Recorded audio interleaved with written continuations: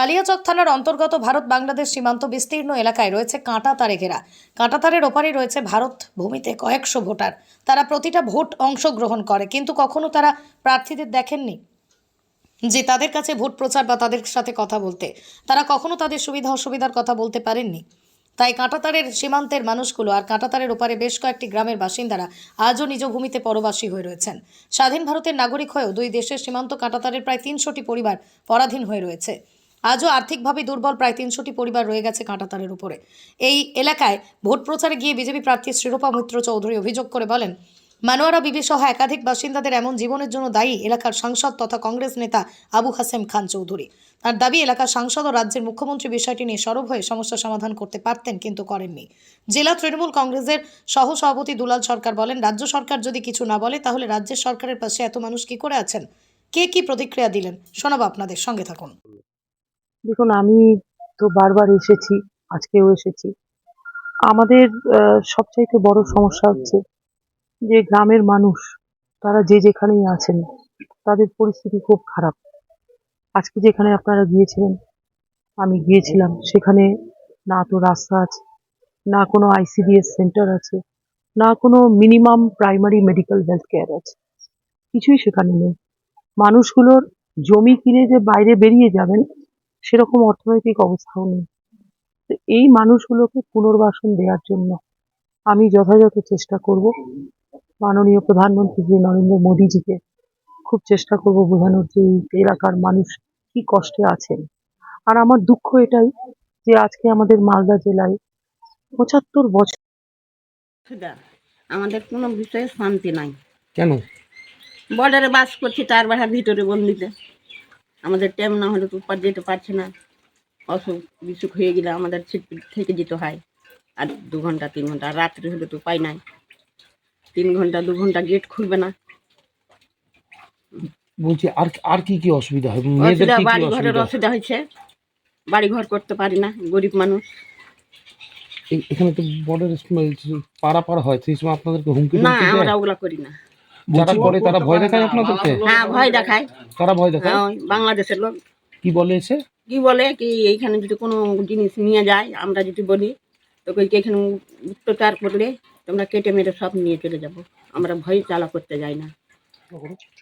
বলছি, কতদিন ধরে এইভাবে আছে? এখানে আমাদের জন্ম, এখানেই আমাদের জন্ম, এখানেই বাস করছি, অনেক কষ্টতে আছি। কি কি সমস্যা হয় এখানকার? এখানকার সমস্যা, আমরা সব মাপের খাবার পাই, খেতে পাই, টাইম বুঝে যেতে পাই। হ্যাঁ, এইটুকু অসুবিধা আমাদের। হ্যাঁ, আরো অসুবিধা অনেকগুলো হয়। কি কি অসুবিধা হয়? স্কুল যাবে বাচ্চারা, সময় মতো যেতে পারছে না, এইসব অসুবিধা আমাদের। চিকিৎসার ব্যবস্থা আছে? চিকিৎসার ব্যবস্থা নাই ভিতরে। হ্যাঁ, অত এমার্জেন্সি হলে বিএসএফ গেট খুলে তখন যাই বলে। আপনার রুজি রোজগার কিভাবে হয়? ওই রোজকার বাইরে যাই, 3 ঘন্টা লেগে দিচ্ছে গেটের ওরা। বাইরে যাই, বাইরে থেকে খেটে এসে ছেলেপুলেকে পড়াই। সরকারি সুযোগ সুবিধা কি পান? দেখুন, যিনি অভিযোগ করছেন তাকে আগে নিজের মুখটা আয়নাতে দেখা উচিত। তিনি তো ইংলিশ বাজার কেন্দ্র থেকে এমএলএ হয়েছেন, তিনি তো জিতে এসছেন, তিনি একজন বিধায়ক প্রতিনিধি। 3 বছর পার হয়ে গেছে, তিনি 3 বছরের জন্য মানুষের জন্য কি করেছেন সেটা আগে প্রশ্ন তোলা উচিত। তিনি তো এলাকার মানুষের সাথে যোগাযোগটুকু রাখেননি। কাজ তো দূরের কথা, এলাকার মানুষ বলছে কর্ম তো চোখ দিয়ে এইভাবে দেখতে হবে, দেখার মতো চোখ রাখতে হবে। তো যিনি আমাদের এমপি ছিলেন, এখনো আছেন, এইচ খান চৌধুরী, প্রিয় ডালুদা আমাদের, তিনি বারবার সংসদে গেছেন জিতে, এমনি নয়, ছলচাতুরি করে নয় বা জোর জুলুম করে ভোট নিয়ে নয়, মানুষের অন্তরের জায়গাটা তৈরি করেছিলেন তার কর্মের বিনিময়ে। সেই জন্য কে কি বললো, কর্ম হয়নি, এই কর্ম তার জবাব তো মানুষ দেবে।